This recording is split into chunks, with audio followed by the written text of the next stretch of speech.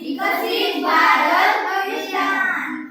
माझ्या टीमचे नाव आहे द मिशन प्रोजेक्ट। आम्ही औषधी वनस्पतीबद्दल माहिती सांगणार आहे। हाय, मी आर्या। ही अडुळसा औषध वनस्पती आहे। अडुळसा औषध वनस्पती परिसरात आढळते। अडुळसामध्ये कफनाशक गुणधर्म आहेत। अडुळसाची पाने जाळून त्याची धूर शरीरात घेतल्यास कफ कमी होण्यास मदत मिळते।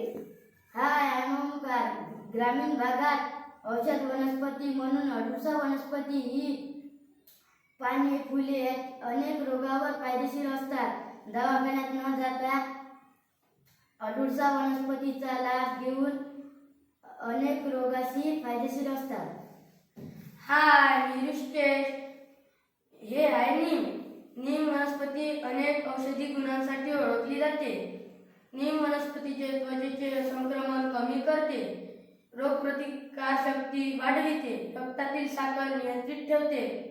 कडुलिंबाच्या पानामध्ये अँटीफंगल हे गुणधर्म आहेत। हाय, मी कृतिका। हे आहे औषधी वनस्पती। कोरफडचे अनेक फायदे आहेत, जसे त्वचेसाठी, केसासाठी उपयुक्त आहे। कोरफडचा काढा पचनास मदत करते, रोगप्रतिकार शक्ती वाढवते, रक्तातील साखरेची पातळी नियंत्रित करण्यास मदत करते। हाय, मी आहे मानवी। ही औषधी वनस्पती तुळस आहे। तुळशीच्या पानाचा रस खोकला, सर्दी, ताप यासारख्या